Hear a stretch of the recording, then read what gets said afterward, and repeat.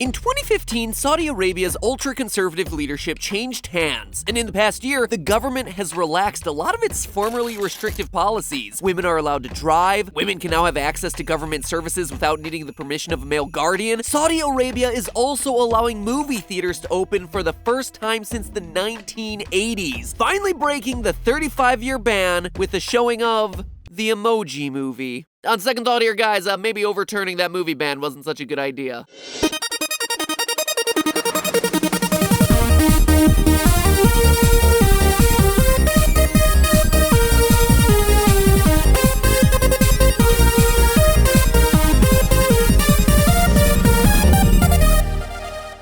Internet, welcome to Film Theory, the show that takes utopian fictional societies and pits them against the cold, harsh reality of the real world. And that's why I'm excited today to talk about Marvel's Black Panther. As a character, you have to acknowledge how completely awesome this guy is. So awesome, in fact, that it's gonna totally make up for the fact that Killmonger is the worst supervillain name, like, ever. At the very least, that we've ever seen in a Marvel film. But today's theory isn't about Black Panther himself, it's actually about the country that he rules over, the mysterious Wakanda. Now, Wakanda is an isolationist African country. Its geography has kept it off limits to most of the world, and despite being chronically bad at sharing, we're gonna get to that, it's one of the most technologically advanced countries on Earth in the Marvel Cinematic Universe. And I'm here today to tell you that it's not the vibranium that exists within its borders or Black Panther's superpowers that's the most fictional part of this story. Oh no! I'm about to show you how the economy of Wakanda is completely unsustainable. And if you happen to be living there right now, well then, whoo boy, you're gonna wanna get out of Dodge before the walls come tumbling around you. And I'm not even talking about Thanos yet. So you ready for me to ruin this one? Strap in, ladies and gentlemen, because we're taking a delightful tour through Marvel's world of macroeconomics. Now, in Black Panther, Wakanda's success is credited to the country having a monopoly on vibranium, a super strong metal that's the strongest on Earth, mostly because it's not even from Earth. It's actually from a meteorite that crashed into the nation's borders. And we've seen plenty of evidence of vibranium's strength in the movies already, from Ultron's body to Vision's body to Captain America's shield. And given the fact that Cap's shield holds up to Thor's hammer, you know you got yourself a metal as tough as the Miracle Blade Pro. So okay, if you're the average Marvel moviegoer, you're probably like, okay, yeah, this country has this really valuable resource, so that totally explains why it's rich. Movie logic is logical, except it's not really. In fact, there's a real-world theory that addresses why this isn't logical at all, and it's called the Paradox of Plenty. The Paradox of Plenty tries to explain why countries that sit on massive and super rare natural resources also happen to be the same ones that top the lists of, hey, our economies are in the pooper most of the time. Take countries like Saudi Arabia, for instance, which is the world's largest exporter of oil, yet millions of Saudis live in poverty, earning less than $530 a month. And Saudi Arabia's unemployment is 12.7%, which is huge. The Paradox of Plenty says that even though one area of the economy is booming because of a natural resources, other areas lag behind because there's a disproportionate amount of resources going to that one booming industry. Ultimately, this leads to prices of some goods and services in the country being way out of whack compared to other areas. The theory has some holes, for sure, and if we're talking about the movie, this doesn't really seem to play out for Wakanda, where everyone is happy and educated and definitely isn't skipping leg day. But real countries who use this system don't usually end up with great technology and awesome Afro-modern style inspiration. So what's going on here? Well, in the real world, there's another part of this Paradox of Plenty that makes the situation more complicated. Part of the paradox is that countries with a single massive resource also tend to be countries with the least democracy. Again, Saudi Arabia's a big check mark there, but so are places like Russia and Venezuela, both of which are huge on natural resource and teeny on the democratic freedoms. Come to think of it, Wakanda is actually a lot like that too. It's not like they elected their rulers. T'Chaka just passed down the crown to his son T'Challa, and not in that cutesy meaningless way like the Brits do. No, T'Challa is actually the head of state. So what's going on there? Why is Wakanda so different? If these countries all have similar structures, then why does Wakanda's system work, and what are all the other countries doing wrong? Well, that democracy thing is a big factor here. You see, in Black Panther, T'Challa T'Chaka and T'Challa only care about the well-being of their people, and so any money earned from the sale of government-controlled vibranium gets invested back into things like education or new businesses for the citizens of Wakanda. But in the real world, government officials aren't quite so altruistic. You remember reading Machiavelli in 10th grade and learning the whole phrase that absolute power corrupts absolutely? I had to hear it over and over again anytime I read Animal Farm. I mean, don't get me wrong, I rolled my eyes during that too, but the principle is true in almost every dictatorship in history, from Stalin to Mao to Mugabe. Turns out when you give someone too much power in government, or sometimes like any power in government, they end up using it to take as much control as possible. And taking control happens to be a heck of a lot easier in countries where there's only one big natural resource. I mean, think about it. In the US, there are a ton of different industries, everything from corn to coal mining to computers, everything that makes the country money. But what if we only produced one thing? Well, taking control of that one industry would basically mean controlling the entire country. And wouldn't you know it, but in countries with only one super valuable resource, that's usually what happens. Look again towards Saudi Arabia. All oil fields that are owned by the government and the ruling classes, who are all fantastically wealthy, and everyone else just isn't. For another historic example, try the Soviet Union, where during the Cold War, the country sold off some of its huge natural gas reserve. But did they use the profits to help their people out? Not exactly. It was more like this. The Soviet people were like, "Oh, wise government, we need potatoes and also pants. And we're also Italian for some reason." The Soviet leaders were like, no, we're going to use this money for weapons research. We're pretty sure you actually want nuclear warheads. Soviet people respond with no, thank you. Thank you very much, but we actually just really need the pants. It's like minus 40 degrees here in Siberia. No, trust us. You're going to love these atomic bombs. They're very warm. I have no clue how many accents I butchered during that little scenelet there. Anyway, that's basically the problem. The leaders of the country control all the money because they control the only big industry. When this happens, it's what's known as a command and control economy. Sounds a bit Darth Vader-y, right? Well, it kinda is. It's basically the leadership of your country telling everybody that it knows better than anyone else what the country really wants or really needs. This happens a lot in some of the saddest cases of human rights violations in the world. In a pretty recent example, Venezuela's command and control economy under President Maduro became super reliant on oil in 2012. Almost 90% of the economy revolved around government-owned oil, their one major natural resource. This wasn't much of a problem until the price of oil fell, when there was competition from other countries, and now all of a sudden the government had no money to buy anything. Up until that point, the government had been providing almost everything the people had through subsidies, but when the oil money ran dry, there were just major shortages of pretty much everything. The result was what citizens called the Maduro diet, named after the president who was supposed to provide for them, but instead couldn't afford to stock food on grocery store shelves, leaving Venezuelans to literally eat garbage to survive. And this wasn't our grandparents' problem we're talking about. This wasn't the Cold War 50 years ago. This was literally last year, when 90% of the population of Venezuela reported that they couldn't afford enough to eat. And that is the problem in situations like this. No government, no matter how good and altruistic they may intend to be, can predict what people are gonna want or need the most. Not to mention stuff that hasn't even been invented yet. It is simply impossible. And so time and time again, command and control economies fail from being A, corrupt, B, trying to provide people with the wrong things, or just fail outright because of C.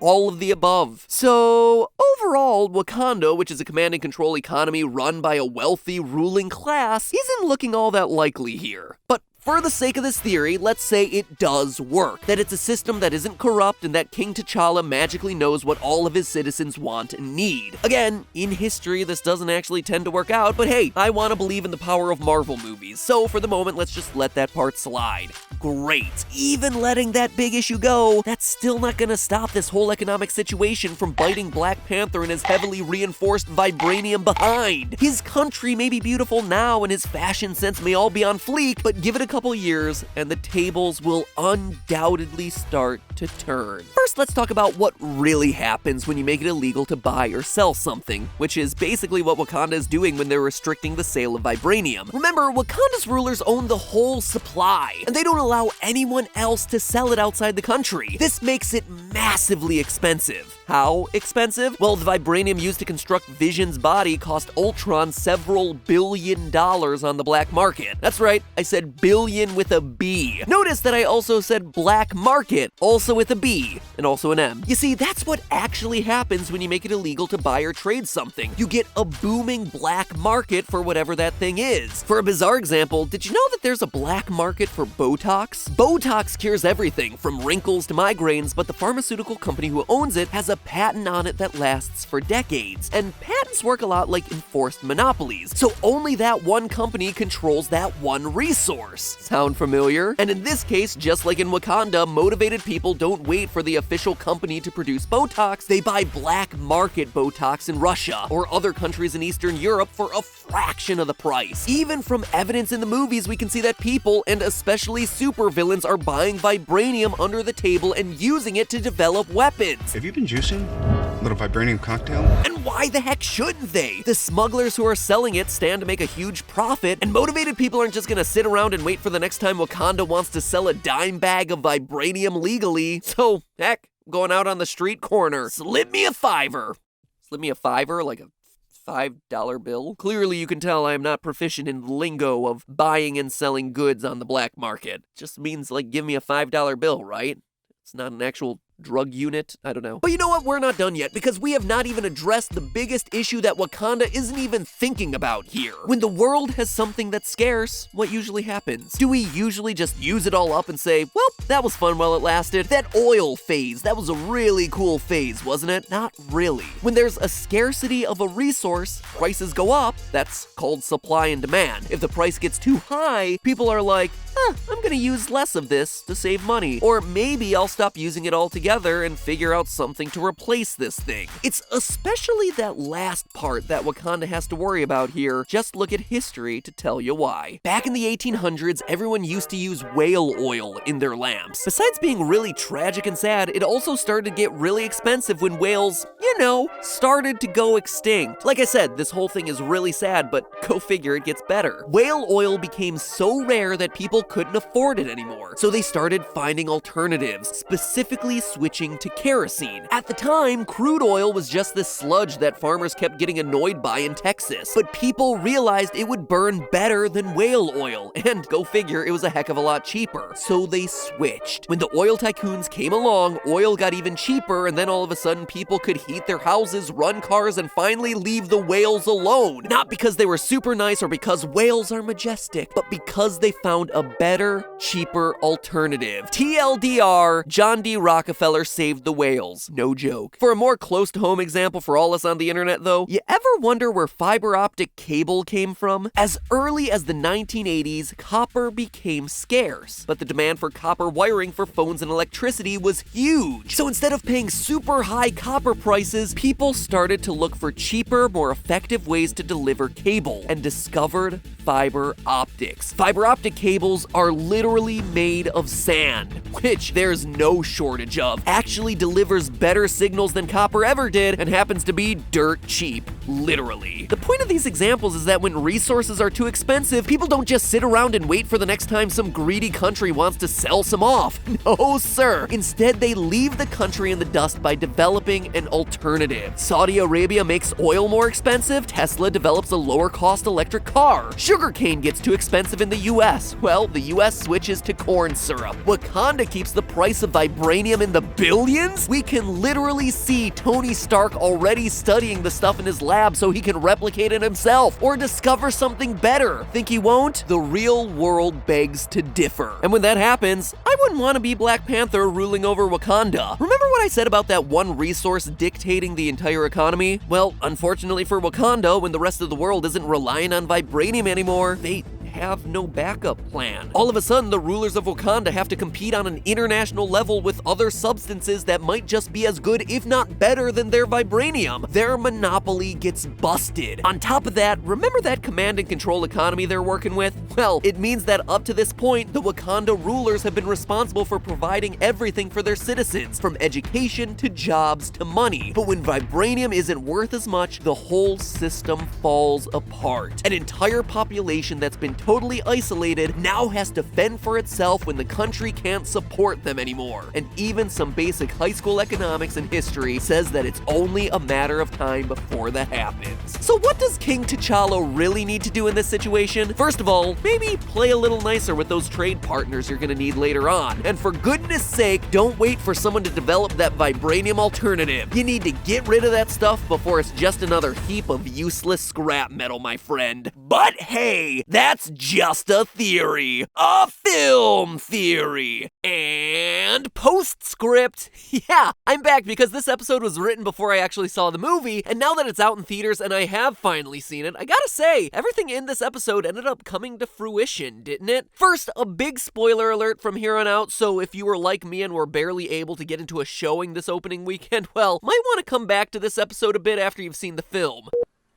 Everyone out who wants to get out? Good. Okay, so 3 quick things I wanted to mention here. First, how about that whole Killmonger situation, right? When he seizes control of the country, 100% legitimately, I might add, he's the one man in charge of the country's primary resource, vibranium. And even though people might be really upset about him choosing to send it off to his war dogs around the world, that's entirely his right as the sole decision maker of the country. It's a perfect demonstration of the challenges of a command and control economy that we talked about in this episode. One, or a small handful of people can choose to do whatever they want with the sole resource everything in the economy depends on. And as we see in the movie, it prompts a literal civil war amongst the people as they fight over what to do with the vibranium supply. Then, did y'all notice T'Challa's line about the world catching up and how that makes it more critical that Wakanda open its borders in terms of knowledge and technology? It's exactly what we just said about vibranium making itself obsolete if the country isn't nicer to its potential trade partners. Which leads us to the conclusion of the entire film. Wakanda shows itself to be open to helping the rest of the world, which is exactly the recommendation we made for it in the first place. The Wakandan economy has moved past how it was run by its ancestors, and it's evolved, and now the country will be able to remain viable for years to come. So hey, it actually turned out to not really be a theory.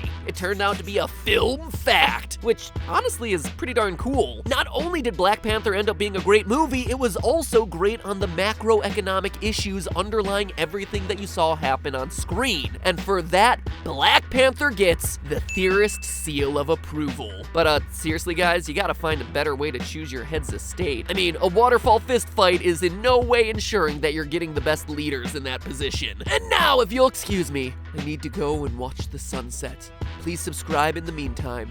And cut.